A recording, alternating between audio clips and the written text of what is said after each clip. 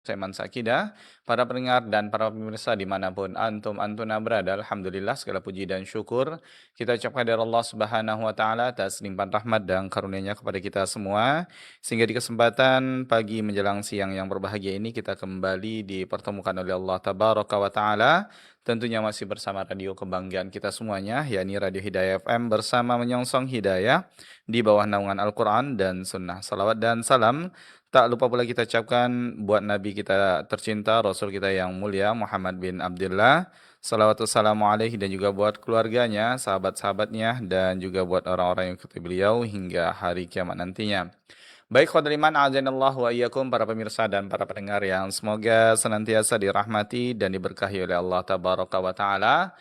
Di kesempatan yang berbahagia ini kita akan kembali mengikuti dan mendengarkan muhadarah atau kajian ilmiah Islam spesial Ramadan kita, yang mana alhamdulillah dengan izin Allah Subhanahu wa taala kita telah memasuki Ramadan yang ke-8 dengan izin Allah Subhanahu wa taala, dan alhamdulillah bismillah tentunya kebersamaan kita di pagi hari ini tanpa terasa sudah 1 pekan lebih kurang kita bertemu dengan Ramadan, dan kembali di pagi menjelang siang ini kita kembali bertemu di program Ramadan bersama guru kita Ustadz Jeffrey Halim Al-Siyam Hafizahullah, yang mana di pagi hari ini kita akan membahas tentang ancaman bagi yang membatalkan puasa.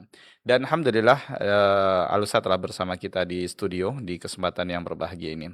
Dan seperti biasa, ikhwatal iman, azanallahu wa iyyakum, dimanapun antuna berada, di akhir kajian nanti kita buka Q&A, yang mana antuna bisa bertanya secara langsung dengan menghubungi kami di 08117530.000, ataupun juga bisa layangkan pertanyaan melalui pesan singkat di 081175454444, baik SMS maupun WhatsApp.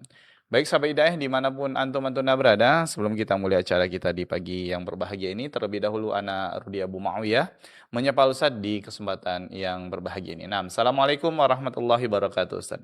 Waalaikumsalam warahmatullahi wabarakatuh. Kaifahalukum Ustaz? Alhamdulillah bkhair. Alhamdulillah khair. Hayakallah. Hayakallah Ustaz. Alhamdulillah Ustaz. Hayakallah. Alhamdulillah, jazakallah khair Ustaz telah menyempatkan waktunya di pagi hari ini untuk kami kembali menimba ilmu bersama Ustaz di kesempatan yang berbahagia ini. Baik, ikhwatal iman, azinallahu wa iyyakum para pemirsa dan para pendengar yang semoga senantiasa dirahmati dan diberkahi oleh Allah Tabaraka wa Ta'ala.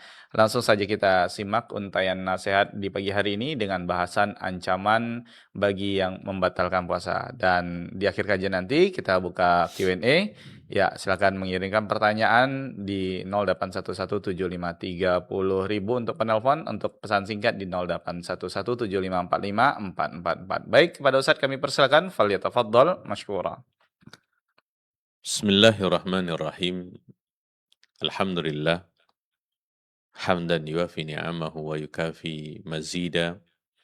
Ya Rabbana lakal hamdu kama yanbaghi li jalali wajhika wa 'azimi sultanik.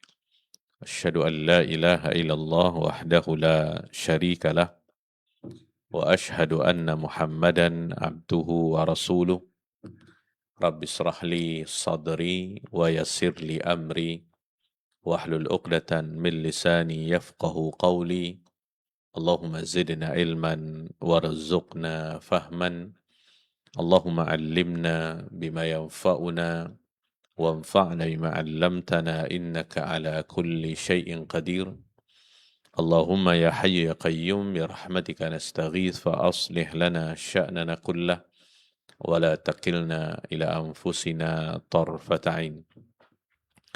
Kaum muslimin dan muslimat, para pemirsa dan pendengar dimanapun antum dan antuna berada, yang semoga senantiasa dirahmati dan diberkahi oleh Allah Subhanahu wa Ta'ala. Bersyukur kita kepada Allah Azza wa Jal atas segala limpahan nikmat karunia anugerah yang telah Allah berikan kepada kita, sehingga di pagi hari ini Allah Subhanahu wa Ta'ala kembali memberikan kesempatan kepada kita untuk melaksanakan sebuah kajian online, yang kita berdoa semoga ini bermanfaat bagi yang menyampaikan dan juga bagi seluruh kaum muslimin dan muslimat yang mendengarkannya dan menjadi ilmu yang bermanfaat dan bisa diamalkan di dalam kehidupan sehari-hari. Salawat dan salam semoga senantiasa tercurah kepada baginda Rasulullah sallallahu alaihi wasallam. Allahumma salli ala Muhammad wa ala ali Muhammad. Semoga salawat dan salam tersebut juga tercurah kepada keluarga beliau, kepada istri-istri beliau ummahatul mukminin, kepada anak-anak beliau, kepada para sahabat radhiyallahu anhum ajma'in, dan orang-orang yang senantiasa istiqomah di dalam mengikuti sunnah-sunnah Nabi Muhammad sallallahu alaihi wasallam ila qiyamis sa'ah. Kaum muslimin dan muslimat, para pemirsa dan pendengar yang dimuliakan oleh Allah Subhanahu wa taala, sesuai yang tertera di layar TV ya yang ada, materi akan kita bicarakan di pagi hari ini adalah ancaman bagi yang membatalkan puasa. Ya, ancaman bagi yang membatalkan puasa. Sudah kita ketahui semuanya bahwasanya puasa Ramadan itu hukumnya wajib. Ya, puasa Ramadan hukumnya adalah wajib. Ini berdasarkan kepada firman Allah Subhanahu wa taala di dalam surah Al-Baqarah ayat 183. Allah mengatakan, ya ayyuhalladzina amanu kutiba alaikumus siyam kama kutiba alal ladzina min qablikum la'allakum tattaqun. Wahai orang-orang yang beriman, diwajibkan kepada kalian untuk berpuasa sebagaimana diwajibkan kepada orang-orang sebelum kalian. Semoga kalian menjadi orang-orang yang bertakwa. Kalimat kutiba itu maksudnya adalah furida, diwajibkan. Nah, daripada sini para ulama menyimpulkan bahwasanya hukum puasa Ramadan itu adalah wajib.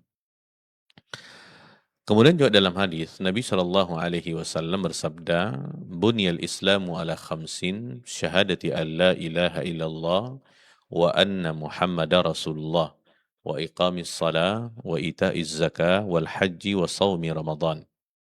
Islam dibangun di atas 5 tiang. Yang pertama adalah syahadat la ilaha illallah dan Muhammad Rasulullah, menegakkan salat. Yang kedua, yang ketiga memberikan zakat. Kemudian yang keempat haji, dan yang kelima wasaumi Ramadan, dan puasa di bulan Ramadan. Ini hadis muttafaqun alaih daripada sahabat Nabi Abdullah bin Umar radhiyallahu anhuma. Nah, daripada dua dalil ini, satu daripada Al-Quran, satu daripada hadis, menunjukkan kepada kita bahwasanya puasa Ramadan itu hukumnya adalah wajib. Tentu kewajiban ini kepada orang-orang yang memenuhi syarat untuk wajib berpuasa. Ya, karena kalau kita perhatikan seseorang diwajibkan untuk berpuasa ketika terpenuhi kepadanya syarat untuk wajib puasa. Ya, di antaranya adalah sehat, dia tidak dalam keadaan sakit. Ya, kemudian yang kedua menetap, mukim, dia tidak dalam keadaan safar. Ini dua syarat ini diambil daripada firman Allah Subhanahu wa taala di Al-Baqarah 185. Allah mengatakan, wa man kana maridan aw ala safarin fa'iddatun min ayyamin ukhar. Dan barang siapa yang sakit atau dalam perjalanan, maka dia wajib berpuasa sebanyak hari yang ditinggalkan pada hari-hari yang lainnya. Dia harus mengqadha'nya di hari yang lain. Kemudian juga khusus untuk bagi wanita, suci daripada haid dan nifas. Suci daripada haid dan nifas.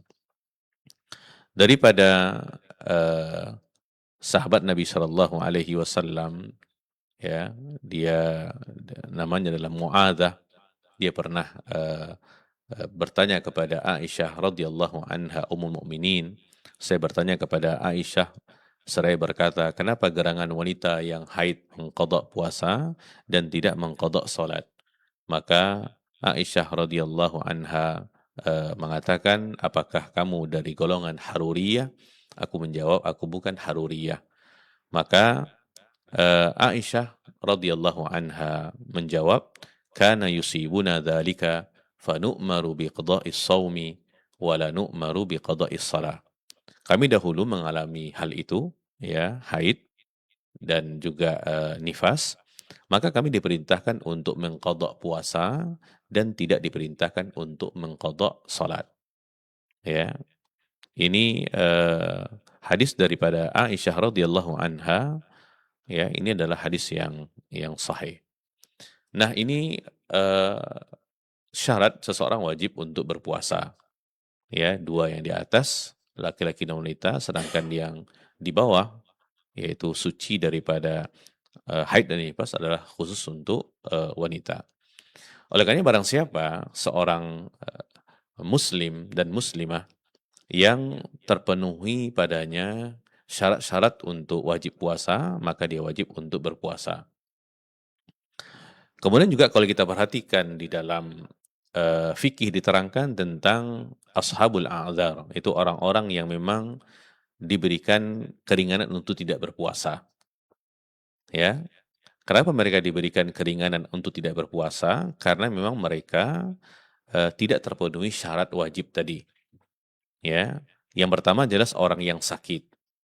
Ya, orang yang sakit maka dibolehkan bagi dia untuk tidak berpuasa. Dia termasuk ke dalam golongan ashabul a'dzar. Sehingga ketika dia tidak berpuasa di bulan Ramadan karena sakit yang dialaminya, maka eh, hal itu dibolehkan baginya. Dalilnya adalah firman Allah Subhanahu wa taala yang sudah kita baca di awal tadi, wa man kana maridan. Ya. Kemudian juga di situ Allah Subhanahu wa taala mengatakan au ala safarin. Jadi orang yang kedua yang termasuk ke dalam ashabul a'dzar adalah orang yang safar. Fa'iddatum min ayyamin ukhar. Maka mereka berdua ini harus mengganti puasanya sejumlah yang mereka tidak berpuasa di hari-hari yang lainnya. Jadi orang yang sakit yang pertama, ya, kemudian juga orang yang safar. Nah, khusus kepada orang yang safar, ini sebenarnya terkait tentang puasa itu dikembalikan kepada kondisi masing-masing. Artinya tidak semua orang yang safar, ya, tidak mampu untuk berpuasa. Bisa jadi dia mampu untuk berpuasa. Oleh karenanya ini dikembalikan kepada kondisi orangnya.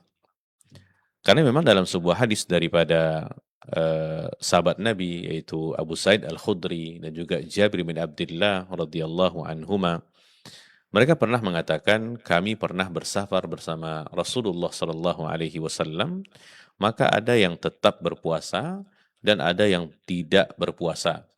Namun mereka tidak saling mencela satu dengan yang lainnya. Ya, ini hadis dalam Sahih Muslim. Itu pada zaman Nabi Shallallahu Alaihi Wasallam karena ini dinukilkan oleh para sahabat yang hidup bersama Nabi Shallallahu Alaihi Wasallam. Oleh karenanya bagi orang musafir itu dikembalikan kepada kondisi masing-masing. Kalau seandainya ketika dia safar, ya, dia tidak mendapatkan kesulitan untuk berpuasa. Bisa jadi karena kondisi fisiknya yang prima, kemudian juga bisa jadi karena transportasi yang dia gunakan itu sangat mudah, ya, memudahkan dia untuk berpuasa, maka dalam keadaan seperti itu sebaiknya dia berpuasa. Ya, sebaiknya dia berpuasa. Karena memang kalau dia melaksanakan ibadah puasa, itu jelas melepaskan tanggung jawabnya, sehingga dia tidak lagi perlu mengqadha di hari yang lainnya. Dan secara umum, kebaikan-kebaikan, apalagi bentuknya sebuah kewajiban, itu lebih utama untuk dilaksanakan pada waktunya, berbanding ditunda pada hari yang lainnya. Ya, ini yang pertama keadaannya. Dia kuat, fisiknya prima, kemudian bisa jadi karena jaraknya yang dekat, menggunakan transportasi yang canggih, sehingga semua itu membuat dia kuat atau mampu untuk berpuasa. Maka dalam hal seperti itu, berpuasa lebih baik bagi dia. Yang kedua, seseorang yang kondisi fisiknya lemah. memang pada asalnya seperti itu, ya. Kemudian juga jarak tempuh yang cukup panjang ditambah dengan transportasi yang digunakan juga sesuatu yang menyulitkan dia untuk berpuasa. Nah, dalam keadaan seperti itu, maka tidak berpuasa itu lebih baik bagi dia. Jadi dikembalikan kepada masing-masing gitu. Ya, karena memang pada zaman Nabi Shallallahu Alaihi Wasallam disebutkan dalam sebuah riwayat, ketika Nabi dalam sebuah keadaan pernah menemukan ada sekumpulan orang mengerubungi seseorang laki-laki. Ya, kemudian Nabi Shallallahu Alaihi Wasallam bertanya, kenapa laki-laki tersebut kepada orang-orang yang mengerubuninya? Maka mereka mengatakan dia pingsan karena berpuasa. Maka Nabi Shallallahu Alaihi Wasallam mengatakan, "Laisa minal birri as-saumu fis safari." Bukanlah perbuatan yang baik ketika seseorang melaksanakan puasa dalam keadaan safar. Nah, ini ulama mengatakan hadis ini au kama qala Nabi sallallahu alaihi wasallam dipahami bahwasanya ini untuk kondisi orang yang memang sulit untuk berpuasa. Sulit dalam artian dia tidak mampu sebenarnya karena fisiknya yang lemah, keadaan yang memberatkan, dan juga bisa jadi karena transportasi yang digunakan juga menyulitkan dia untuk berpuasa. Nah, dalam keadaan seperti itu, maka dia mendapatkan keringanan untuk tidak berpuasa. Tapi nanti konsekuensinya adalah dia wajib mengqadha'nya di hari yang lain di luar Ramadan. Ya, ini bagi orang yang musafir. Kemudian juga yang ketiga, orang yang sudah tua renta, orang yang sudah sepuh. Ini orang-orang tua kita, ya, yang Allah Subhanahu wa taala berikan usia yang panjang, tapi dalam kondisi yang sangat lemah, ya. Nah, termasuk ke dalamnya adalah orang-orang yang sakit berat, yang mana butuh penyembuhan proses yang cukup lama. Ya, di dalam istilah fikihnya disebutkan la yurja bur'uhu. Memang kesembuhannya itu cukup lama gitu, dan penyakitnya tergolong kepada penyakit yang berat. Nah, orang yang seperti itu masuk ke dalam golongan orang yang sepuh ini, lansia. Dalilnya adalah firman Allah Subhanahu wa taala di dalam surah Al-Baqarah juga 184, Allah mengatakan wa 'alal ladzina yutiqunahu fidyatun ta'amu miskin. Dan orang yang berat menjalankannya jika mereka tidak berpuasa, ya, berat menjalankannya ini tentu kepada orang yang tidak mampu seperti orang tua kita, para lansia, dan juga termasuk ke dalamnya adalah orang-orang yang sakit berat, yang butuh proses penyembuhan cukup lama. Nah, orang-orang yang seperti ini, kata Allah Subhanahu wa taala, yang berat menjalankannya, jika mereka tidak berpuasa, wajib membayar fidyah, yaitu memberi makan satu orang miskin. Satu hari dia tidak berpuasa, fidyahnya adalah memberi makan kenyang satu orang miskin. Ya. Kemudian yang keempat, ashabul adzar, yang keempat adalah wanita hamil dan menyusui. Di sini kalau kita perhatikan, di dalam sebuah sabdanya Nabi Shallallahu Alaihi Wasallam mengatakan, Inna Allaha wada'a anil musafiri nisfas salati was saum wa anil hubla wal murdi'. Ya, sesungguhnya Allah Subhanahu wa taala meringankan separuh salat dari musafir, juga puasa dari wanita hamil dan menyusui. Ini hadis daripada sahabat Nabi Anas bin Malik radhiyallahu an, dan hadis ini dikeluarkan oleh Imam An-Nasai dan oleh Imam Ahmad dalam musnadnya, dan Syekh Albani rahimahullah dan Syekh Su'aib Al-Arnaud mengatakan bahwasanya hadis ini adalah hadis yang hasan. Nah, ini dia empat orang golongan yang diberikan keringanan untuk tidak berpuasa. Kalau ditanya kenapa mereka diberikan keringanan, karena memang tidak memenuhi syarat yang tiga tadi. Nah, terkhusus kepada yang keempat ini, untuk wanita yang menyusui dan hamil, ya, maka pendapat yang rajih wallahu alam, mereka harus membayar ataupun mengqadha ibadah puasanya. Ya, lebih rajih, lebih kuat, ya, pendapat mengatakan untuk mereka mengqadhanya, ya, berbanding mereka sekedar membayar fidyah saja. Ya, tapi ini dikembalikan kepada kondisi masing-masing. Karena kalau wanita, kadang-kadang durasi untuk dia hamil, kemudian menyusui, kemudian sampai menyapih itu bertahun-tahun. Sehingga bisa jadi 2-3 kali puasa Ramadan berturut-turut tidak berpuasa. Sehingga kalau seandainya dibebankan kepada dia untuk mengqadha, tentu akan menyulitkannya. Maka dalam kondisi seperti ini bisa berpindah kepada membayar fidyah saja. Tapi secara hukum asalnya dia harus mengqadhanya. Baik para pemirsa dan pendengar yang dimuliakan oleh Allah Subhanahu wa taala. Nah, sekarang ini pembicaraan kita di ancaman bagi yang batalkan puasa, ini adalah bagi orang yang tidak punya uzur. Karena kalau dia membatalkan ibadah puasa atau tidak berpuasa sama sekali ketika ada uzur, tidak ada masalah. Ya, contoh seseorang yang akan musafir, dia sudah tahu akan musafir. Kemudian dia sudah memperkirakan dia tidak akan sanggup untuk berpuasa. Bahkan mungkin kalau dia berpuasa justru malah membahayakan kepada kesehatannya. Sehingga menghalangi dia untuk melakukan kebaikan-kebaikan yang lainnya. Sehingga ketika hal itu terjadi kepada dia, maka dia tidak berpuasa. Ini tidak ada masalah. Karena memang dia termasuk ke dalam golongan orang yang diberikan keringanan untuk tidak berpuasa. Atau seorang wanita hamil, ya, kemudian dia sudah berkonsultasi dengan dokter kandungan bahwasanya memang sebaiknya dia tidak berpuasa, ya, membahayakan kepada dirinya juga membahayakan kepada janin yang ada di rahimnya karena bisa jadi nanti berkurangnya nutrisi untuk bayinya, ya. Nah, kalau saat ini dokter sudah mengatakan seperti itu, maka dia termasuk ke dalam ashabul adzar karena dia tidak mampu untuk berpuasa, ya. Oleh karenanya arah pembicaraan kita di pagi hari ini adalah kepada orang-orang yang memenuhi syarat untuk berpuasa, dia sehat, tidak dalam keadaan sakit, dia mukim, tidak dalam keadaan safar, dan dia seorang wanita yang bukan dalam keadaan hamil dan suci daripada haid dan nifas. Nah, ancamannya kepada orang-orang yang seperti itu.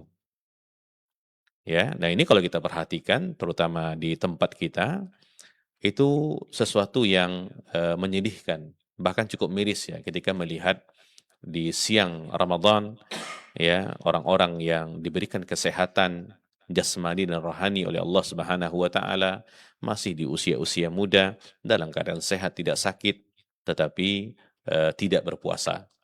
Yang mungkin di zaman sekarang orang mengatakan mokel ya, yang dia sebenarnya tidak ada udzur gitu. Yang malangnya mereka melakukan secara terang-terangan. Tidak ada rasa malu kepada Allah Subhanahu wa taala, tidak ada rasa malu kepada manusia, bahkan terkesan tidak menghormati orang yang berpuasa. Nah, secara otomatis mereka sudah menodai kesucian daripada bulan Ramadan. Ya, apakah mereka tidak malu kepada Allah Subhanahu wa taala, kesehatan yang diberikan, umur panjang, bertemu dengan musim ketaatan, tapi mereka tidak mengambil kesempatan tersebut. Ya, mereka justru malah memperturutkan hawa nafsunya karena syaitan dibelenggu oleh Allah Subhanahu wa taala. Walaupun ini diperdebatkan oleh para ulama, maksudnya minimal godaan syaitan itu tidak selancar ya di luar Ramadan. Nah, kalau Ramadan itu akan terbatas. Ditambah dengan anak-anak yang lebih kecil daripada mereka justru malah berpuasa. Bahkan mereka juga bersekolah di pagi harinya. Ya, bahkan sebagian anak-anak yang berangkat ke sekolah melihat dengan mata kepala mereka sendiri, ya, ada yang makan dan minum di usia-usia yang masih muda, tidak dalam keadaan sakit, tidak dalam keadaan safar, ya. Nah, ini tentu pemandangan yang sangat miris ya. Karena dia jelas sudah meninggalkan sebuah kewajiban daripada Allah Subhanahu wa taala. Baik para pemirsa dan pendengar yang dimuliakan Allah Subhanahu wa taala, Syekh Abdul Aziz Ar-Rajhi hafizahullah ketika beliau membahas tentang masalah orang yang tidak berpuasa, ya, orang yang tidak berpuasa, beliau mengatakan, barang siapa yang mengingkari kewajiban puasa Ramadan, dia mengingkari, dia mengatakan puasa Ramadan hukumnya tidak wajib. Ini kalau ada, ya. Maka beliau mengatakan, maka dia telah jatuh kepada kafir, kekufuran. Murtad daripada agama Islam. Kenapa demikian? Karena dia telah mengingkari satu kewajiban besar dan rukun daripada rukun-rukun Islam. Karena sudah kita sampaikan dalilnya tadi, hadis daripada Abdullah bin Umar. Ya, Islam dibangun di atas 5 pondasi. Satu di antaranya adalah wasaumi Ramadan, berpuasa di bulan Ramadan. Serta dia telah mengingkari satu perkara yang diketahui dengan pasti sebagai ajaran Islam. Tidak ada seorang pun muslim yang tidak tahu puasa Ramadan hukumnya wajib. Kalau dia mengatakan dia tidak tahu, maka ini bukan uzur untuk dia tidak berpuasa. Beliau mengatakan, barang siapa mengakui kewajiban puasa, ini yang kedua ya, yang pertama tadi, dia mengingkari. Dia mengatakan puasa Ramadan hukumnya tidak wajib, sehingga dia tidak puasa. Nah, orang yang seperti ini, dia telah jatuh kafir. Dia murtad daripada agama Islam. Karena dia sama dengan merobohkan satu ya di antara 5 pondasi Islam. Dan kita mengetahui pondasi ini saling berkaitan satu dengan yang lainnya. Ya, maka sangat aneh ketika seseorang rajin sholat tapi tidak puasa. Atau sebaliknya, ada orang yang berpuasa tapi tidak sholat. Nah, ini aneh gitu. Ya. Nah, kemudian beliau mengatakan, barang siapa mengakui kewajiban puasa, ini yang kedua, dia tahu puasa wajib. Dia sangat meyakini hal itu. Ya. Namun dia berbuka dengan sengaja tanpa udzur. Dia tidak berpuasa. Nah, tidak berpuasanya dia itu tanpa udzur. Ya. Nah, di sini beliau mengatakan orang yang seperti ini berarti dia telah melakukan dosa besar.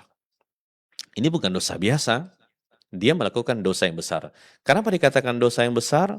Karena dia telah meninggalkan satu di antara 5 tiang daripada Islam. Dan dia dihukumi fasik sebab dia telah melakukan hal itu. Namun dia tidak dikafirkan menurut pendapat yang paling kuat daripada pendapat para ulama. Ya. Kemudian di sini para penguasa Muslim pemerintah harus mengambil perannya untuk menghukumnya dengan penjara atau dera atau dua-duanya.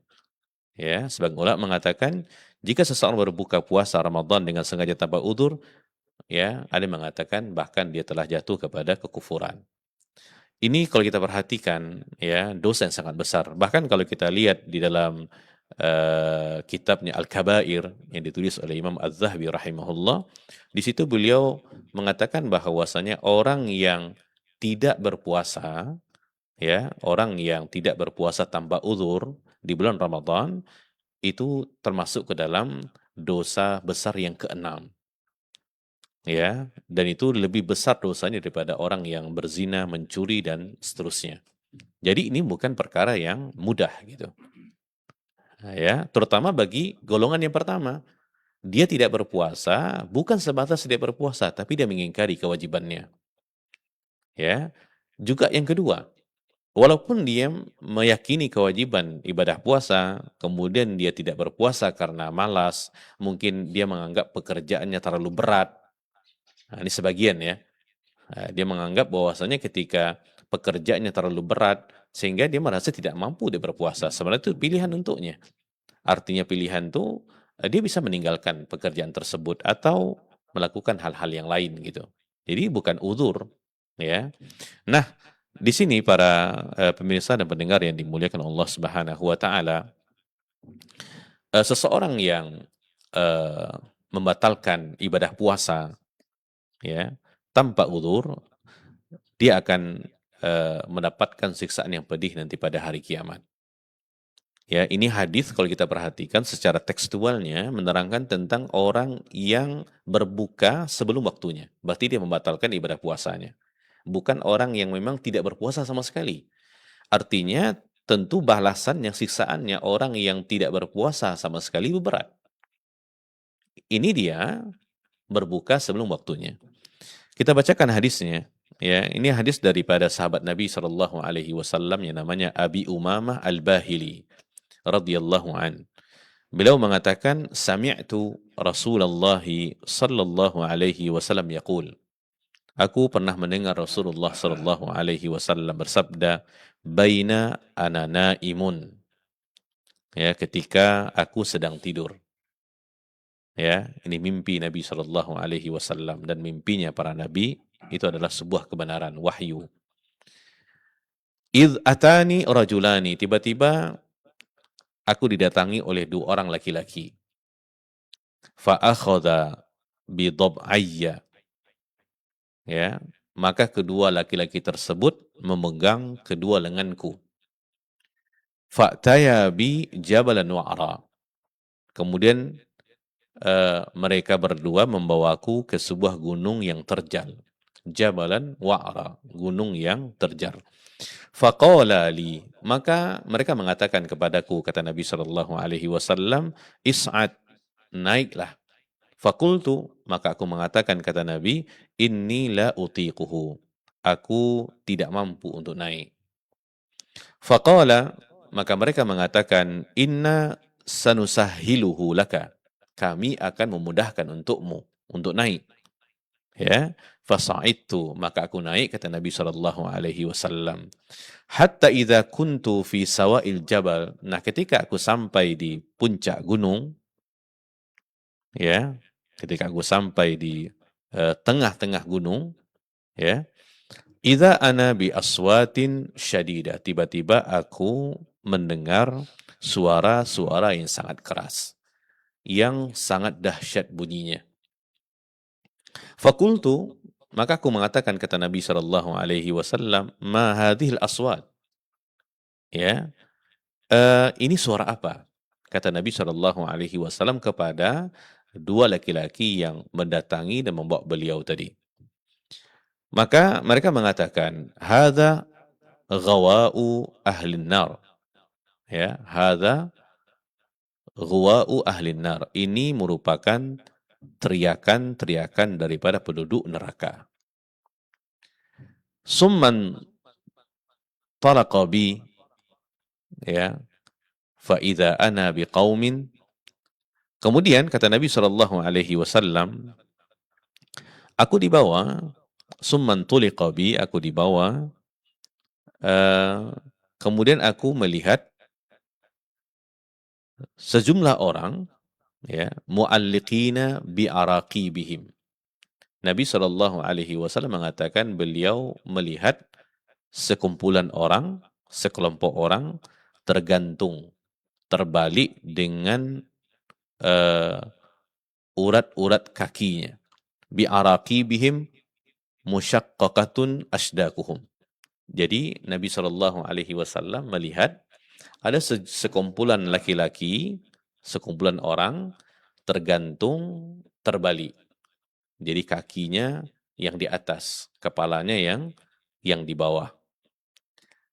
Kemudian musyaqqaqatun asdaquhum, dalam keadaan mulutnya robek, bercucuran darah.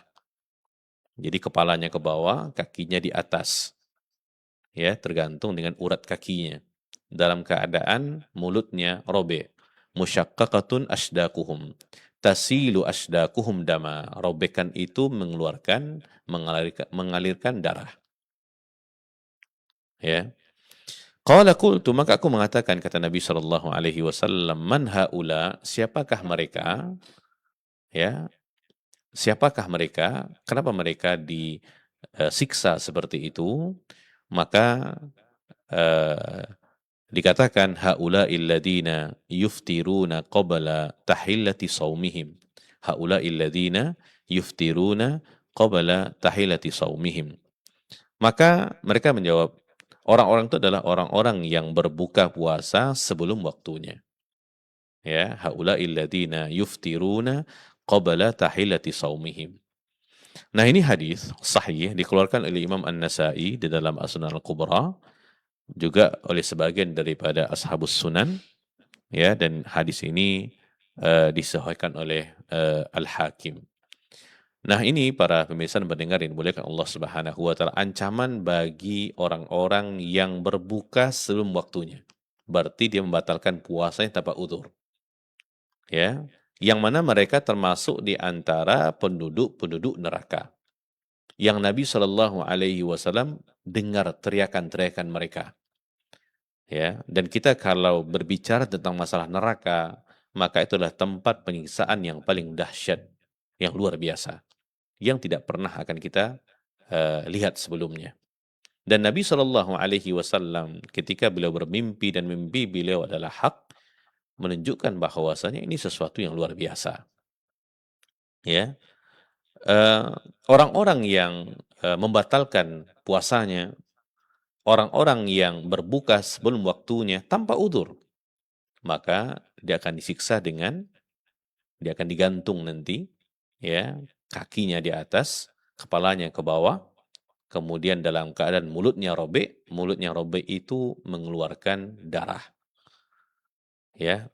Dan ini merupakan ancaman yang sangat dahsyat. Oleh karenanya, para ulama memasukkan orang yang berpuasa, orang yang berbuka, ya, yang membatalkan ibadah puasa yang tanpa udzur ke dalam dosa besar. Kenapa? Karena yang pertama jelas dia meninggalkan sebuah kewajiban. Yang kedua, dia diancam oleh Allah Subhanahu wa taala dengan siksaan yang sangat luar biasa. Ya. Sampai-sampai para pemirsa dan pendengar yang dimuliakan Allah Subhanahu wa taala disebutkan dalam sebuah hadis, ya, kalaupun seandainya dia mengkodoknya nanti selama setahun dia berpuasa, ya, setahun dia berpuasa untuk mengganti puasanya itu tidak akan dianggap. Saking dahsyatnya gitu, ya. Ini disebutkan di dalam perkataan daripada sahabat Nabi, ya, sallallahu alaihi wasallam. Sebenarnya ada sebuah hadis, ya, tapi hadis ini didoifkan oleh sebagian para ulama. Tetapi secara maknanya itu dikuatkan oleh perkataan para sahabat. Bunyi hadisnya adalah, Man aftara yauman min Ramadan fi ghairi rukhsah rakhasallahu lah fala yuqbala minhu ad-dahra kullah. Barang siapa yang berbuka sehari dari puasa bulan Ramadan, dia membatalkan ibadah puasanya tanpa udzur sehari saja. Ya, bukan dengan alasan keringanan yang Allah berikan kepadanya. Jadi dia membatalkan itu tanpa udzur. Maka fala yuqbala minhu ad-dahru kullah. Maka tidak akan diterima darinya walaupun dia berpuasa setahun semuanya. Sehari dia tidak berpuasa. Sehari dia membatalkan ibadah puasanya tanpa udzur. Ya, kalau kita katakan dalam setahun itu 360 hari, kemudian dia membatalkan ibadah puasanya satu hari, maka walaupun 360 hari itu dia puasa, mengganti, itu tidak akan tergantikan. Nah, hadis ini walaupun dihukumi oleh kebanyakan para ulama hadis yang dhaif, ya, lemah, tetapi ini dikuatkan dengan secara makna oleh perkataan-perkataan para sahabat. Ya, contoh perkataan daripada Abdullah bin Mas'ud radhiyallahu an. Beliau pernah mengatakan, "Man aftara yauman min Ramadan min ghairi rukhsah laqiyallaha bih wa in shama ad-dahra kullah. In syaa'a ghafara lah wa in syaa'a 'adzabah." Barang siapa yang berbuka sehari dari bulan Ramadan tanpa keringanan, tanpa uzur, dia bertemu dengan Allah Subhanahu wa taala. Walaupun dia berpuasa setahun semuanya. Jadi kalaupun saat ini dia meninggal, dia bertemu dengan Allah Subhanahu wa taala dalam keadaan dia sudah mengganti ibadah puasa itu. Sehari yang dia tidak berpuasa tanpa udzur, dia ganti dengan setahun. Ya, itu tidak ada gunanya. Insya'a ghafaralah. Jika Allah kehendaki, Allah ampunkan dia. Wa insya'a adzabah. Kalau Allah kehendaki, Allah akan azab dia. Ya, luar biasa. Itu satu hari. Yang dia bukan tidak berpuasa sejak awal, bukan. Dia membatalkan ibadah puasa tanpa udzur.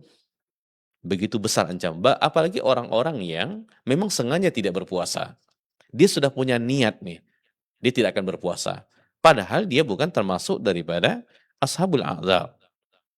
Ya. Perkataan daripada Ali bin Abi Thalib radhiyallahu an, beliau mengatakan, Man aftara yauman min Ramadan muta'ammidan lam yaqdihi abadan tulad dahri. Barang siapa yang berbuka sehari dari puasa Ramadan dengan sengaja, berpuasa setahun penuh, tidak bisa menggantinya. Walaupun dia berpuasa setahun penuh, 360 hari, yang sehari dia berpuasa, yang sehari dia membatalkan ibadah puasanya itu tidak akan tergantikan. Ini luar biasa. Ya. Nah, ini semoga menjadi renungan kepada kita semua, terutama kepada saudara-saudara kita, yang semoga Allah Subhanahu wa taala berikan hidayah kepada mereka. Orang beriman, ya, akan merasa ketakutan ketika dibacakan kepadanya firman Allah Subhanahu wa taala, hadis Nabi sallallahu alaihi wasallam yang menggambarkan ancaman dan siksaan. Itu seharusnya gitu. Ya, maka orang-orang yang melakukannya bertobatlah kepada Allah Subhanahu wa taala. Ya, bertobatlah kepada Allah Subhanahu wa taala. Karena ini ibadah puasa rukun Islam, ya. Sama dengan dia meruntuhkan satu pondasi daripada 5 pondasi yang ada. Nah, di sini di dalam sebuah riwayat ya, ini daripada sahabat Nabi Ali bin Abi Thalib radhiyallahu an, ketika beliau menjadi khalifah, beliau pernah mendera, memukul orang yang berbuka di bulan Ramadan tanpa uzur. Disebutkan daripada Atha bin Abi Marwan an Abi, anna Ali ibn Abi Thalib utiya bin Najashi. Ali bin Abi Thalib radhiyallahu an pernah dihadapkan ataupun didatangkan kepada beliau seorang An-Najasyi. An-Najasyi ini bukan Najasyi yang Habasyah ya. Ini adalah seorang penyair yang namanya Qais bin Amr Al-Harithi. Dia adalah orang yang loyal kepada Ali sebelum Ali bin Abi Thalib menderanya. Nah, setelah kejadian itu beliau lari kepada Muawiyah bin Abi Sufyan. Nah, An-Najasyi ini dihadapkan kepada Ali bin Abi Thalib. Qad syaribal khamra fi Ramadan. Dia minum khamar di siang Ramadan. Ya, di bulan Ramadan. Fadarabahu thamanina. Maka Ali menderanya, memukulnya 80 kali pukulan. Thumma darabahu minal ghadi ishrin. Besoknya, ya, Ali menambah pukulan itu menjadi 20. Jadi awalnya 80 sudah dilakukan, kemudian dipukul lagi 20. Waqala, maka Ali mengatakan, darabnaka al-ishrin, ya, kami memukulmu 20 kali tambahan ini, licur'atika 'ala Allahi wa iftarika fi Ramadan. Karena kelancanganmu kepada Allah Subhanahu wa taala, engkau sudah melanggar aturan Allah Subhanahu wa taala. Dan karena engkau berbuka di bulan Ramadan, wa iftarika fi Ramadan. Tentu ini di dalam fikih siyasah ya, kebijakan-kebijakan pemerintah itu maslahat. Selama itu mendatangkan suatu kemaslahatan. Itu sah-sah saja gitu. Yang ingin kita tonjolkan adalah bagaimana perhatian gitu kepada orang-orang yang berbuka tanpa uzur. Ya, betapa beratnya hal-hal ini. Yang terus terang kalau di kita ini sesuatu yang biasa mungkin ya. Kalau kita perhatikan ada sebagian kedai nasi ataupun restoran ya, yang masih buka walaupun mungkin dalam keadaan yang tidak normal gitu ya. Ya. Nah, tapi tetap melakukannya. Nah, kita harus paham bahwasanya di dalam Islam kita dilarang untuk saling tolong-menolong untuk kemaksiatan. Ya, dan dosa. Bahkan dosanya itu sama dengan pelakunya. Ya, ini bagi orang-orang yang menyediakan sarana untuk orang tidak berpuasa di siang Ramadan. Ya. Nah, orang-orang yang seperti ini walaupun dia berpuasa tetapi ketika dia menolong saudaranya untuk tidak berpuasa, maka dia mendapat dosa yang sama. Ini kaidah dalam agama. Allah Subhanahu wa taala mengatakan dalam surah Al-Maidah, "Wala ta'awanu 'alal itsmi wal 'udwan." Jangan kalian tolong menolong di dalam perbuatan dosa dan permusuhan. Larangan daripada Allah Subhanahu wa taala, enggak boleh. Ya. Sama juga di dalam sebuah rumah tangga. Ketika seorang suami menyuruh kepada istrinya untuk menyiapkan sarapan di pagi Ramadan tanpa ada udzur, suami dalam keadaan sehat, maka dia tidak wajib untuk mematuhinya. Kenapa demikian? Karena ini perintah daripada seorang suami yang mana perintahnya itu menyalahi aturan agama. Maka seorang istri tidak boleh taat. Ya, sebegitunya gitu. Karena itu bukan masalah yang ringan. Di dalam hadis Nabi Shallallahu Alaihi Wasallam tentang yang kita katakan tadi, seseorang yang berkontribusi untuk terjadi sebuah dosa, maka dia mendapatkan dosa yang sama seperti pelakunya.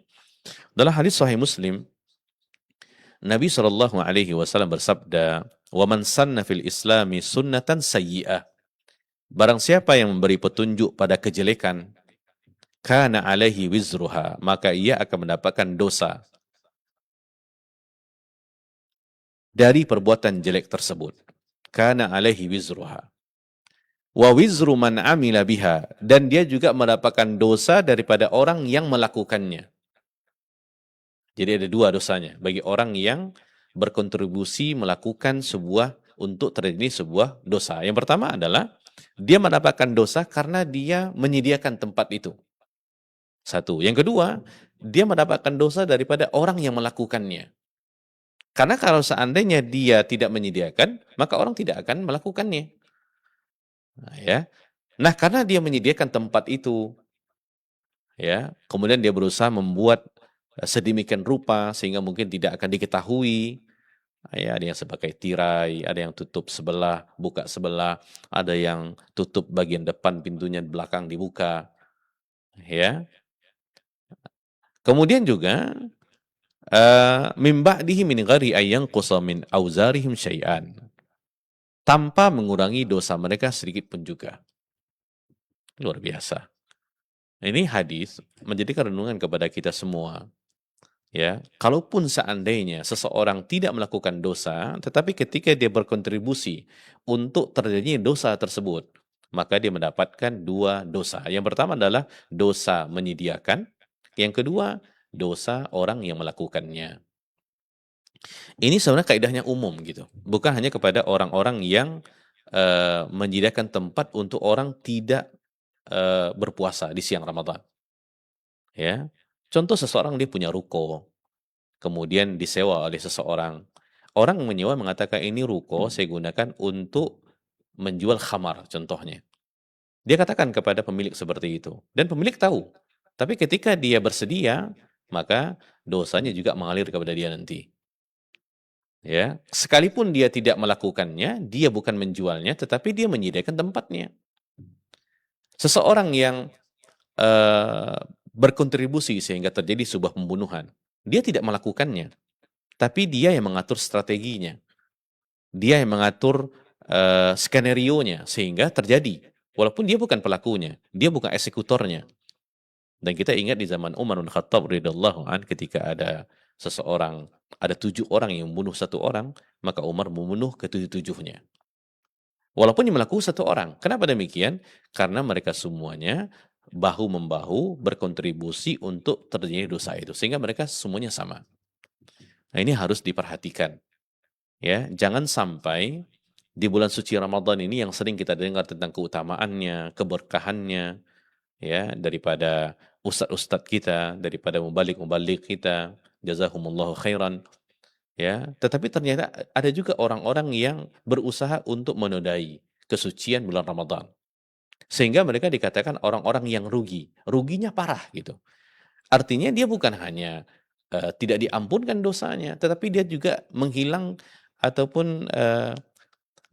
kesempatan dia untuk mendapatkan pengampunan daripada Allah Subhanahu wa taala, ditambah dengan dia menolong saudaranya untuk melakukan perbuatan dosa.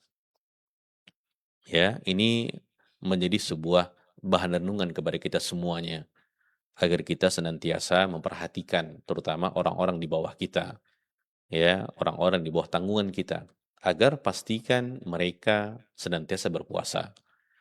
Ketika kita seorang majikan contohnya, apapun jenis pekerjaannya, kalau seandainya pekerjaan-pekerjaan itu membutuhkan kepada fisik, ya, maka ada baiknya kita memberikan keringanan kepada pekerja kita agar mereka bisa puasa. Tapi kalau seandainya justru kita yang menyediakan itu dengan alasan dosa masing-masing, itu salah.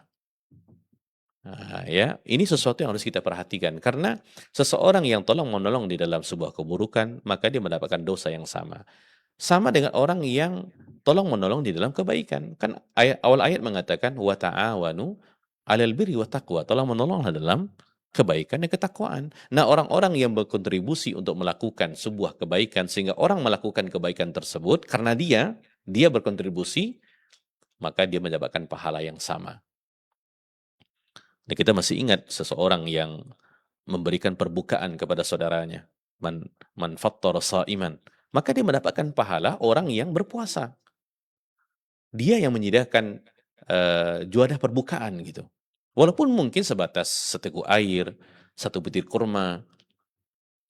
Lihat, dia mendapatkan pahala orang yang berpuasa tanpa mengurangi pahala orang itu. Bayangkan kalau seandainya dia menyediakan buka puasa setiap hari, ribuan orang yang ikut. Karena dia menyediakan tempat itu, karena dia yang berkontribusi gitu. Sama dengan orang-orang yang melakukan keburukan. Maka kita berlomba-lomba untuk melakukan kebaikan-kebaikan. Ya, usahakan di bulan yang suci Ramadan ini kita punya saham untuk itu. Karena kebaikannya udah berlipat ganda, apapun itu. Kita tidak boleh memandang kecilnya peranan kita dalam sebuah kebaikan. Tapi kalau seandainya itu berlandaskan kepada ikhlas, maka dia menjadi besar. Karena yang dilihat oleh Allah Subhanahu wa taala adalah niat pelakunya. Ya, kita tidak boleh meremehkan. Mungkin kita sebagai mengatakan, "Oh, saya kan cuma relawan." Tapi pahalanya besar. Orang-orang yang membersihkan masjid, kemudian juga merapikan, memastikan fasilitas berjalan dengan baik, membuat jamaah nyaman, sholat, khusyuk di dalam melaksanakan sholat, maka mereka mendapatkan pahala. Para relawan yang mencurahkan waktu dan tenaganya agar program berjalan dengan baik, maka mereka mendapatkan pahala. Kenapa? Karena mereka berkontribusi. Itu luar biasa gitu. Ya, inilah yang dikatakan oleh Nabi Shallallahu Alaihi Wasallam dalam sebuah hadis, khairun nas anfa'hum linnas. Sebaik manusia adalah orang yang paling bermanfaat untuk orang lain. Jadi keberadaannya itu betul-betul dirasakan oleh masyarakatnya. Yang kalau dia tidak ada, terasa sesuatu hilang gitu. Ya, karena dia mencurahkan manfaat-manfaat yang ada pada dirinya. Ketika dia punya kelebihan ilmu diberikannya kepada orang, ketika dia punya kelebihan pengalaman diberikannya kepada orang, suka berbagi. Dan kita tidak boleh memandang remeh kebaikan-kebaikan yang ada. Kita berusaha untuk melakukannya. Kita berusaha untuk berkontribusi dalam hal itu, memberikan saham kita lagi di bulan Ramadan yang pahala dilipat gandakan oleh Allah Subhanahu wa taala. Baik, mungkin demikian untuk materi kita pada pagi hari ini, mudah-mudahan bermanfaat kepada saya yang menyampaikan dan kepada seluruh para pemirsa dan pendengar yang mendengarkannya. Niat kita adalah baik untuk menyampaikan sehingga kita berdoa kepada Allah Subhanahu wa taala semoga saudara-saudara kita yang masih tidak berpuasa, yang membatalkan puasanya tanpa udzur, ya, itu diberikan hidayah oleh Allah Subhanahu wa taala sehingga mereka bisa bertaubat dan kembali kepada Allah, menghapus dosa-dosanya dengan amal ketaatan kepada Allah Subhanahu wa taala. Ini kita masih di fasa pertama bulan Ramadan. Kita baru di hari yang ke-8. Masih ada 22 hari lagi untuk kita kembali kepada Allah Subhanahu wa taala. Mungkin demikian, wallahu alam wa a'lam bissawab. Nah, demikian ikhwatal iman azanillahu wa iyyakum para pemirsa dan para pendengar yang semoga senantiasa dirahmati dan diberkahi oleh Allah tabaraka wa taala. Demikian telah kita simak bersama pemaparan materi yang telah disampaikan oleh Ustadz di kesempatan yang berbahagia ini. Mudah-mudahan bermanfaat tentunya bagi kita semuanya. Baik, di sisa waktu yang ada kita buka Q&A yang mana sahabat hidayah bisa bertanya secara langsung di pagi menjelang siang yang berbahagia ini di 08117530.000 ataupun juga bisa layangkan pertanyaan melalui pesan singkat di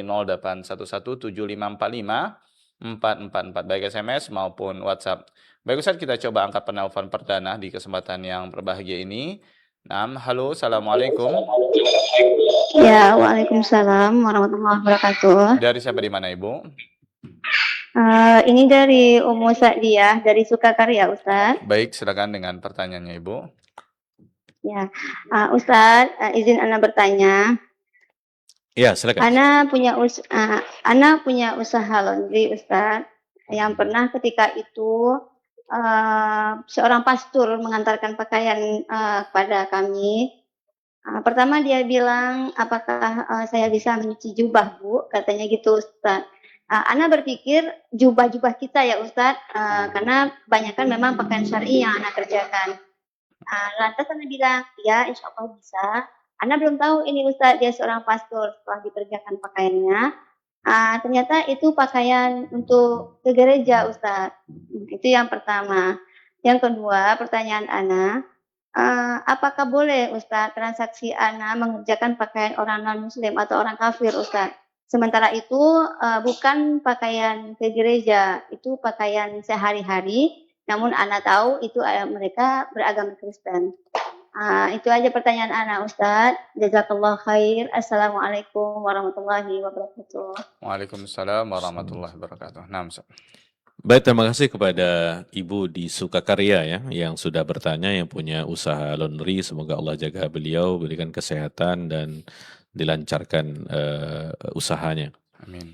Baik, secara umum ya, tidak ada masalah bermuamalah dengan orang-orang kafir. Ya, tidak ada masalah untuk bermuamalah dengan orang-orang kafir.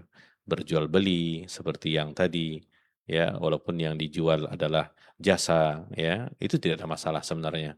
Dan Islam membolehkan untuk hal itu. Ya, bahkan ini momen untuk kita bisa menampakkan betapa Islam adalah agama yang cinta kepada perdamaian. Ya, tidak ada masalah untuk kita bermuamalah, ya, dengan mereka.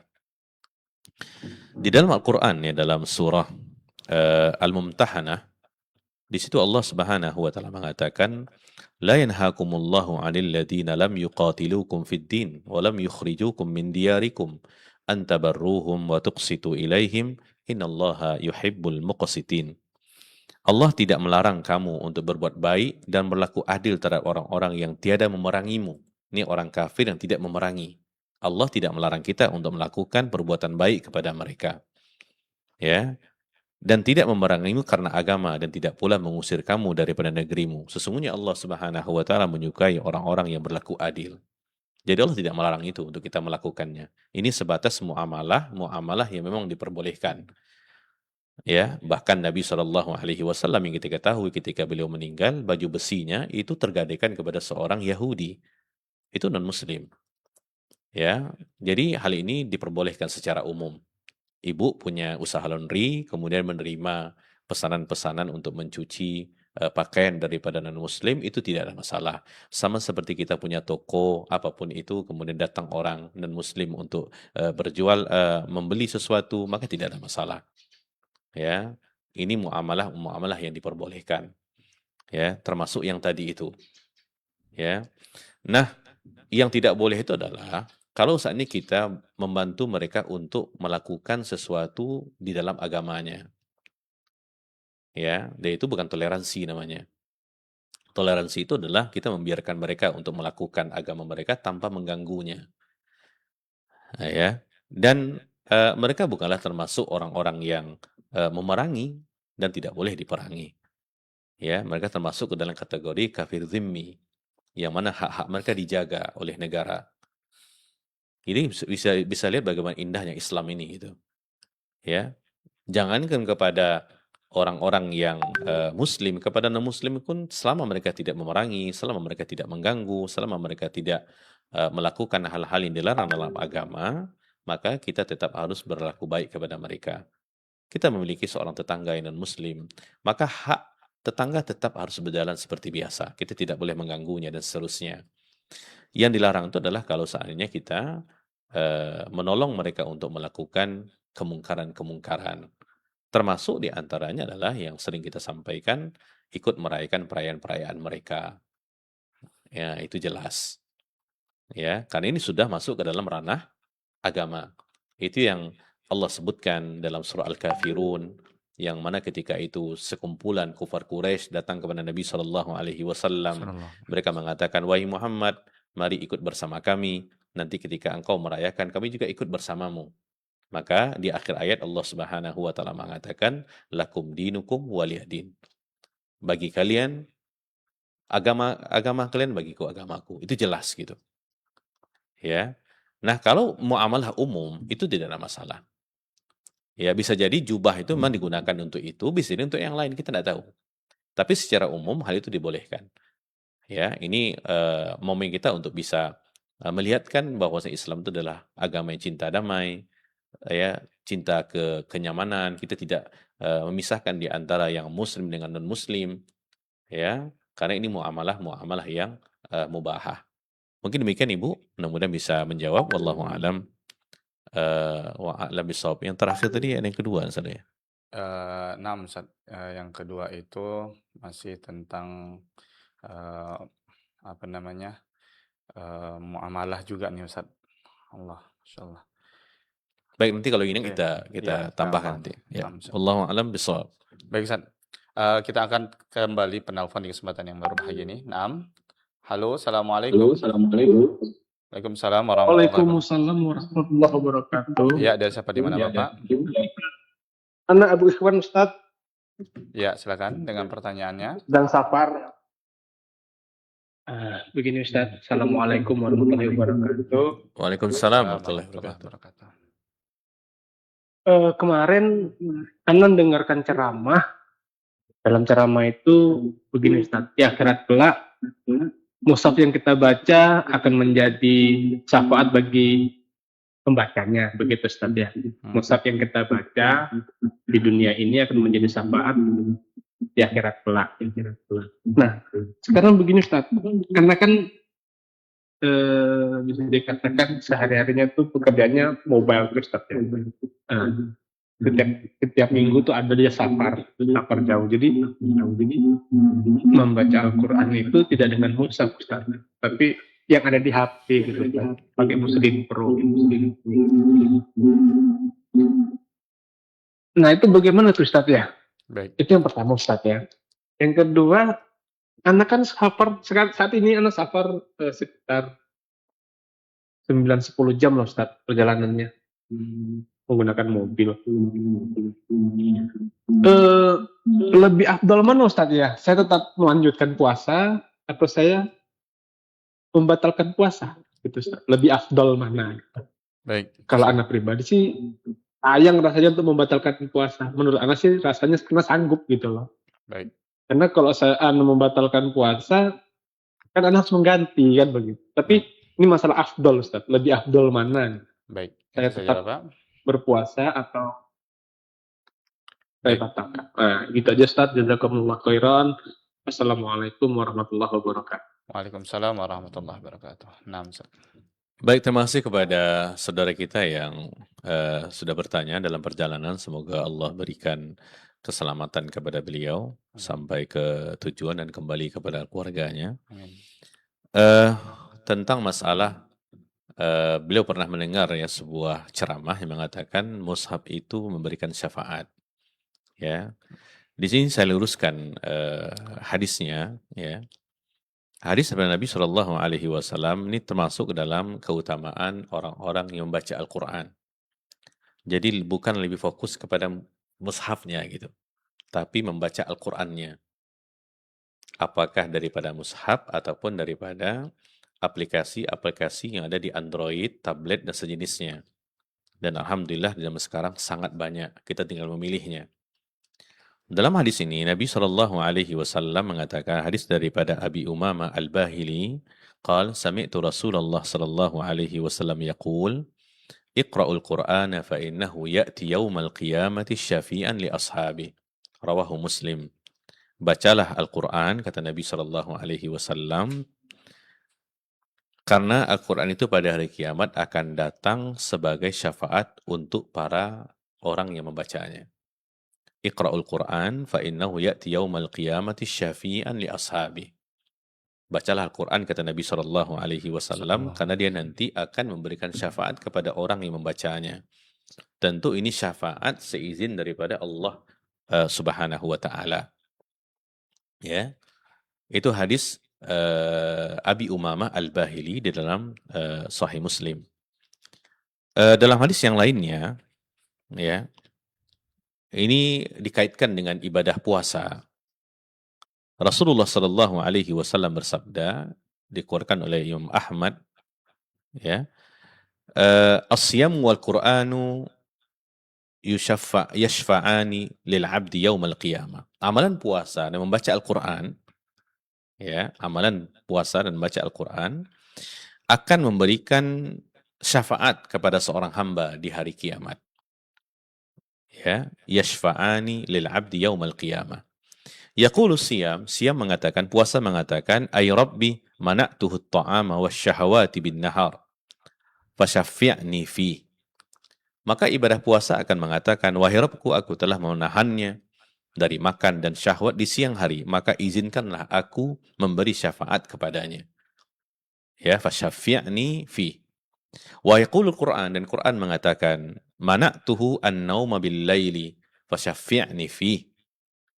Ya Allah, kata Al-Quran, aku menahannya dari tidur di waktu malam, maka izinkanlah aku memberikan syafaat kepadanya.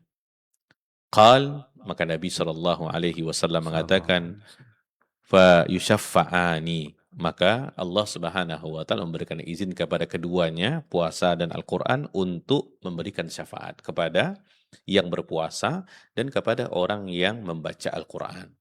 Itu bunyi hadisnya, dan juga hadis yang lain yang senada dengannya. Ya. Jadi di sini bukan masalah apakah mushaf atau tidak gitu. Ya, tapi orang-orang yang membacanya. Dan ini yang kita lihat di hadis-hadis yang lainnya tentang keutamaan membaca Al-Qur'an. Ya, yang Nabi sebutkan dalam hadis Abu Mas'ud dalam Sunan Tirmidzi, ya, man qara'a harfan min kitabillah falahu bihi hasanah wal hasanah bi asyri amsalihha. Barang saya membaca satu huruf daripada Al-Qur'an, dia mendapatkan satu kebaikan, dan satu kebaikan sama dengan 10 kebaikan. Itu di hari yang biasa. Lagi ini adalah di bulan Ramadan, Syahrul Qur'an. Ya, Nabi menegaskan, la aqulu alif lam min harf. Aku tidak mengatakan alif lam itu satu huruf, tapi alif satu huruf, lam satu huruf, mim satu huruf. Jadi yang membacanya gitu. Ya. Tapi kalau kita ingin tanya tentang segi keafdolannya, mana yang lebih afdol untuk kita baca daripada mushaf atau daripada aplikasi yang ada Android dan seterusnya. Seperti yang bertanya, mungkin karena dia safar, keterbatasan untuk dia bisa membawa mushaf, bisa jadi mungkin terbawa ke tempat-tempat yang tidak seharusnya. Ya, maka kalau seandainya kita mampu untuk membawa mushaf, itu lebih baik, lebih afdol. Karena itu yang memang dinamakan dengan Al-Quran, mushafnya gitu. Ini yang memang yang kita tidak boleh membawa ke tempat-tempat yang najis, seperti toilet, kamar mandi, itu tidak boleh. Ya. Tapi kalau seandainya kita keterbatasan sehingga kita tidak mampu membawanya, ya, dengan berbagai alasan yang ada, kemudian kita membacanya daripada aplikasi-aplikasi yang ada. Apakah daripada HP kita mungkin lebih fleksibel daripada tablet kita, daripada Android kita dengan kecanggihan yang ada. Karena kalau kita pakai aplikasi, di situ ada terjemahannya, di situ ada tadabburnya secara ringkas. Jadi plus-plus gitu. Jadi kita bukan sebatas membacanya. Beda kalau seandainya kita mungkin mengambil Al-Quran saja, ya, dan di situ mungkin ada ayat Al-Quran saja, tidak ada tafsir dan seterusnya. Ya. Nah, kalau seandainya dengan alasan-alasan seperti itu, maka tidak ada masalah. Tapi kalau ditanya mana yang lebih afdol, jelas lebih afdol untuk kita membaca Al-Quran daripada mushaf. Ini yang tidak boleh kita sentuh kecuali dalam keadaan suci. Itu termasuk di antara adab-adabnya. Kalau kita menyentuh Al-Quran, itu usahakan dalam keadaan berwudu. Kalaupun batal, kita perbaiki wudu kita. Kenapa? Ini kitab suci. Ya, itu lebih afdol memang. Nah, tapi kalau seandainya karena ada sesuatu sehingga kita tidak membacanya daripada mushaf, kemudian kita membacanya di aplikasi, maka insya Allah kita tetap mendapatkan keutamaan yang ada disebutkan dalam hadis tadi. Yang terpenting adalah bagaimana kita meluangkan waktu untuk membacanya. Jangan sampai media sosial kita lebih banyak kita baca berbanding Al-Quran, terutama di bulan suci Ramadan ini.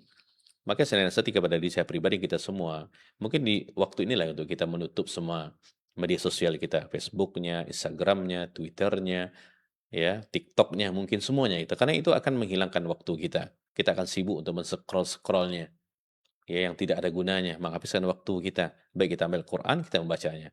Nah, daripada situ pun lebih baik sebenarnya, karena kalau kita baca Quran, kita lebih fokus. Kita tidak akan melihat kepada apapun yang ada di sebelah kiri, kanan, atas, bawahnya. Sangat banyak godaan kalau kita menggunakan aplikasi-aplikasi yang ada. Tapi dalam keadaan-keadaan tertentu, itu adalah sebuah kemudahan.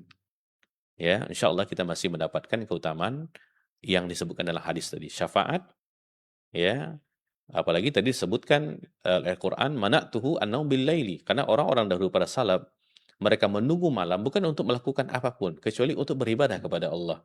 Salah satunya adalah agar mereka bisa membaca Al-Quran di malam hari. Kan itu lebih menenangkan hati, keadaan yang nyaman, hening. Itu luar biasa gitu. Jadi para salaf dahulunya ketika mereka menunggu malam itu bukan untuk seperti kita mungkin ya. Mungkin, oh ini ada pertandingan bola nih, tunggu. Bukan. tapi memang untuk beribadah kepada Allah Subhanahu wa taala karena mereka mendapatkan ketenangan hati, ketentraman jiwa ketika beribadah kepada Allah Subhanahu wa taala di malam hari itu. Maka Quran mengatakan mana'tuhu an-nauma bil-laili. Apakah dia bawa ketika salat tahajud membacanya sesuai hafalannya atau dia membacanya oleh mushaf? Ya di malam hari. Mungkin demikian. Mudah-mudahan kita mendapatkan keutamaan itu. Wallahu a'lam wa a'lam bissawab. Yang kedua Ustaz, yang mana yang afdal nih Ustaz, puasanya tentang safar tadi Ustaz? Ya, sudah kita terangkan tadi ya, ini kembali kepada individu masing-masing. Kalau seandainya yang bertanya lebih kuat untuk puasa, lebih mampu, kemudian tidak menghalangi dia untuk melakukan kebaikan-kebaikan yang banyak, maka berpuasa lebih baik. Karena akan lebih melepaskan tanggung jawab. Ya, dan tidak perlu mengkodoknya. Tapi kalau seandainya justru malah menghalangi dia untuk melakukan yang lain, atau memang kondisinya tidak memungkinkan karena dia kalau berpuasa mungkin dia lemas, kemudian dia mungkin akan membahayakan kondisi tubuhnya, maka sebaiknya dia mengambil keringanan tersebut. Jadi kembali kepada masing-masing, sudah kita sampaikan tadi. Ya, wallahualam. Saya ingat kepada ibu yang pertama tadi tentang muamalah ya Hukum. dengan non-muslim. Sudah kita terangkan tadi secara umumnya. Itu sesuatu yang diperbolehkan untuk kita melakukannya. Baik, mungkin demikian. Wallahu a'lam wa a'lam bissawab. Nah, terima kasih jawaban dan nasihat dari Ustaz. Mudah-mudahan dapat dipahami oleh Bapak dan Ibu yang bertanya sebelumnya tadi, ya tentang muamalah, tentang bersama non-muslim ya, dan yang telah disampaikan tadi. Baik Ustaz, karena keterbatasan waktu kita yang ada, kita angkat satu pertanyaan sepertinya dari pesan singkat, karena penelpon tidak dapat kita angkat kembali pertanyaan dari penelpon karena keterbatasan waktu kita, mohon maaf. Dan untuk itu kita angkat pertanyaan terakhir dari pesan singkat datang dari Rizky Effendi Ustaz. Assalamualaikum warahmatullahi wabarakatuh Ustaz. Waalaikumsalam warahmatullahi wabarakatuh. Seseorang jual makanan di bulan Ramadan pernah ngomong sama ana. Orang itu niatnya jual karena kasihan sama orang yang pekerja berat atau kuli bangunan yang tidak sanggup puasa. Itu bagaimana hukumnya yang seperti itu Ustaz? Mohon nasihatnya saja, jazakumullahu khairan. Nah, Ustaz. Baik. Jadi beliau ini punya kayak kedinasi gitu ya. Iya, Ustaz. Baik, terima kasih kepada saudara kita yang bertanya. Semoga Allah mudahkan urusannya dan lancarkan usahanya dan diberkahi. Sudah kita terangkan tadi ya tentang sebagian orang yang berkontribusi untuk melakukan sebuah dosa, yaitu memberikan tempat dan juga kesempatan untuk sesaudaranya tidak berpuasa. Ya, di sini beliau tanyakan lebih detail tentang orang yang memang bekerja berat. Cuman yang perlu digarisbawahi adalah pekerja berat, ya, itu tidak termasuk daripada orang yang mendapatkan keringanan. Ya, yang sudah kita sampaikan tadi ada 4 golongan: yang sakit, yang safar, tua renta, dan wanita yang menyusui dan hamil. Dan tidak disebutkan tentang orang yang bekerja keras di situ, berat dah, ya, yang mungkin lebih kepada fisiknya. Ya, artinya mereka tetap wajib untuk berpuasa. Ya, tetap wajib untuk berpuasa. Oleh karenanya mungkin ini menjadi renungan ke kita semua ya. Di zaman sekarang tentu bukan hal yang mudah untuk mencari sebuah pekerjaan. Ya, seperti dikatakan oleh sebagian orang, rezeki orang semua punya, tapi kalau pekerjaan kan tidak. Ya, tetapi ini menjadi renungan kepada kita semua. Hendaknya kita berusaha untuk mencari pekerjaan-pekerjaan yang memudahkan kita untuk menjalankan agama kita. Itu poinnya itu penting. Ya, bagaimana kita mudah untuk beribadah, bagaimana kita mudah untuk menjalankan syariat kita. Ini bukan berarti ada rongrongan ya daripada majikan, bukan. Maksud saya adalah kepada kita sendiri gitu. Ya, nah, ini yang harus kita pahami gitu. Nah, jadi kalau kita berusaha untuk mencari sebuah pekerjaan yang memudahkan kita untuk melakukan ketaatan kepada Allah, tidak menghalangi kita untuk melakukan itu. Bukan karena peraturannya, kalau karena peraturan jelas kita tidak akan mengambilnya. Tapi mungkin karena bebannya, sehingga mungkin kita tidak sholat berjamaah bagi laki-laki, gitu kan? Karena sibuk dengan pekerjaan, bahkan mungkin sholat di akhir-akhir waktu, sehingga juga mungkin tidak mampu untuk berpuasa. Itu kan sudah menyulitkan kita untuk menjalankan agama. Maka sebaiknya kita berpikir, merenung, ya, karena kita hidup tidak selama-lamanya di dunia, apalagi di momen Ramadan. Ya, nah, kalau sampai seperti itu. Tapi kalau seandainya kita sanggup, ya, dalam keadaan seperti itu, tidak ada masalah. Dan yang menolong kita adalah Allah Subhanahu Wa Taala. Semuanya bukan fisik sebenarnya, tapi daripada Allah Subhanahu Wa Taala. Ya, Ini yang harus kita pahami. Maka kepada saudara yang punya usaha tadi, sebaiknya tidak melakukan hal itu.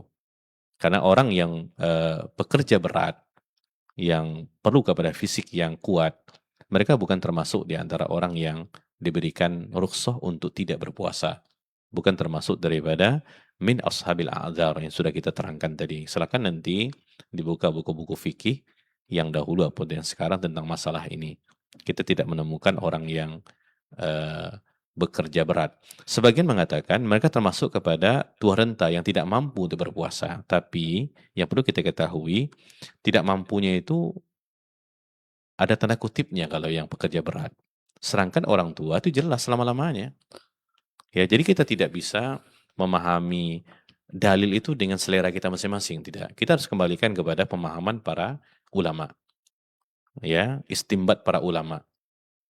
Ya, dari sana kita bisa mengambil mengetahui hukum-hukum gitu, karena mereka menyimpulkan sebuah kesimpulan daripada dalil itu sesuai dengan kapasitasnya, sesuai dengan kompetensinya sebagai seorang ulama. Nah, ya, baik, mungkin demikian. Mudah-mudahan diberikan kemudahan.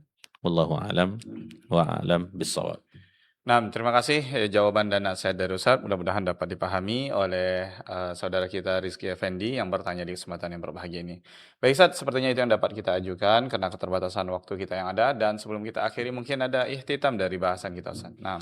Baik, sesuai dengan tema yang kita angkat di pagi hari ini, ya, semoga kita berdoa kepada Allah Subhanahu wa Ta'ala, kajian yang singkat ini memberikan pencerahan kepada kita semuanya, dan terutama kepada saudara yang masih tidak berpuasa di siang Ramadan, ya, bertobatlah kepada Allah Subhanahu wa Ta'ala, takutlah akan ancaman-ancaman siksaan daripada Allah Subhanahu wa Ta'ala, ya, dan kita masih punya kesempatan untuk melakukan hal itu. Ya, karena yang Allah lihat daripada amalan kita adalah bagaimana kita mengakhirinya, bagaimana akhir daripada kehidupan kita. Ini Ramadan momennya untuk kita bertaubat kepada Allah Subhanahu wa Ta'ala.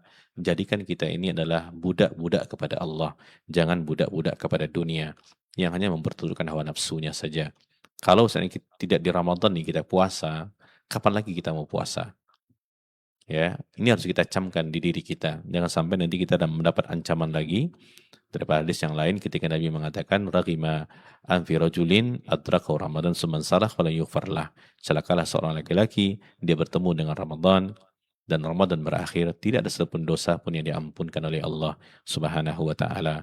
Ini menjadi renungan kepada kita semua agar kita berhenti daripada perbuatan-perbuatan dosa dan maksiat. Ini adalah momennya, ini waktunya. Baik, mungkin demikian. Wallahu a'lam wa a'lam bis-shawab.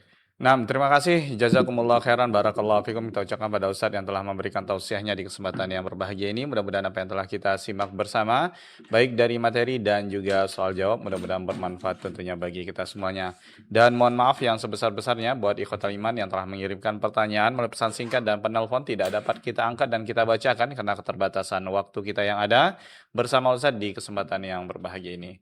Baik, sampai di sini kebersamaan kita. Wassallallahu ala nabiyina Muhammadin wa ala alihi wa ashabihi Rasulillah ajma'in. Subhanakallahumma wa bihamdika asyhadu an la ilaha illa anta astaghfiruka wa atubu ilaik. Assalamualaikum warahmatullahi wabarakatuh.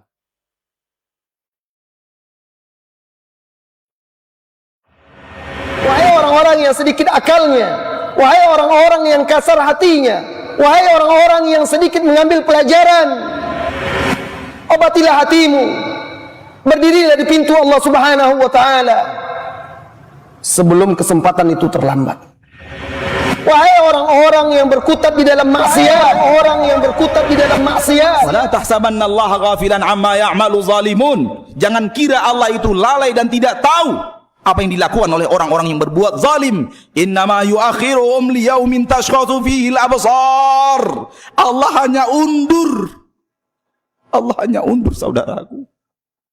Allah hanya undur maksiat Anda untuk nanti dihisab di hari yang tidak ada mungkin lagi penyesalan berguna dan bermanfaat. Innama yuakhiruhum, Allah hanya mengundur-ngundur mereka. Liyaumin tashkhasu fihi al-absar, kepada hari di mana pandangan akan terbolak-balik. Jangan tunggu hari pembalasan baru Anda menyesal. Sekarang di dunia ini menyesal, supaya nanti Anda tidak lagi menyesal di akhir.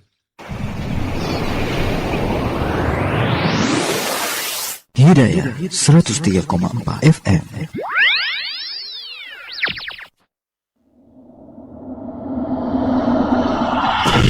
أعوذ بالله من الشيطان الرجيم بسم الله الرحمن الرحيم Innama tu'aduna lawaqi'. Sesungguhnya kalian, wahai manusia, apa yang dijanjikan kepada kalian pasti akan terjadi. Apa itu janji di dalam ayat ini? Janji dalam ayat ini adalah janji Allah akan mendatangkan hari kiamat.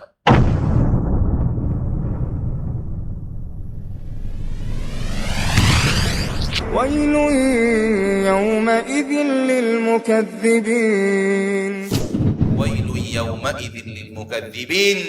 Kembali Allah tegaskan, celaka, binasa, sangsara, menderita orang-orang yang mendustakan hari kiamat. Kalau akidah kita tidak mendustakannya, jangan dustakan dia dengan amal kita. Seolah-olah kita tidak akan dibangkitkan pada hari kiamat. ويل يومئذ للمكذبين كلوا وتمتعوا قليلا إنكم مجرمون. Allah mengatakan, kulu wa tamatta'u, makanlah yang diharamkan Allah, makan wa tamatta'u, bersenang-senanglah. Kalian suka happy dengan maksiat, happy-lah, bersenang-senanglah. Qalilan, itu hanya sebentar, itu hanya secuil dari umurmu. Makanlah dan minumlah sebentar di permukaan bumi ini. Innakum mujrimun, kalian pelaku maksiat. Kalian tidak mau diatur, kalian tidak mau mendengarkan peringatan Allah. Makanlah, minumlah di atas maksiat, bersenang-senanglah di atas maksiat. Qalilan, hanya sebentar. ويل يومئذ للمكذبين وإذا قيل لهم اركعوا لا يركعون. Celaka, binasa, kesengsaraan, kehancuran pada hari itu untuk orang-orang yang mendustakan. Wa idza qila lahum urka'u la yarka'un. Ketika disuruh kepada mereka rukuklah, enggak mau rukuk. Wahai orang-orang yang tidak mau rukuk sampai saat ini kepada Rabbnya 5 kali sehari dan semalam. Ini ayat untuk Anda. ويل يومئذ للمكذبين فبأي حديث بعده يؤمنون. Ancaman ilahi, tidak takut. Siapa lagi yang Anda takuti di permukaan bumi yang akan mengancam dirimu? هداية معا نستقبل الهداية تحت ظلال القرآن والسنة. Hidayah bersama menyongsong hidayah di bawah naungan Al-Quran dan As-Sunnah. Bismillahirrahmanirrahim. عما يتساءلون عن النبأ العظيم الذي هم فيه مختلفون كلا سيعلمون ثم كلا سيعلمون فلم نجعل الأرض مهادا والجبال أوتادا وخلقناكم أزواجا وجعلنا نومكم سباتا وجعلنا الليل لباسا وجعلنا النهار معاشا وبنينا فوقكم 7 شدادا وجعلنا سراجا وهاجا وأنزلنا من المعصرات ماء ثجاجا لنخرج به حبا ونباتا وجنات ألفافا إن يوم الفصل كان ميقاتا يوم ينفخ في الصور فتأتون أفواجا وفتحت السماء فكانت أبوابا وسيرت الجبال فكانت سرابا إن جهنم كانت مرصادا للطاغين مآبا لابثين فيها أحقابا لا يذوقون فيها بردا ولا شرابا إلا حميما وغساقا جزاء وفاقا إنهم كانوا لا يرجون حسابا وكذبوا بآياتنا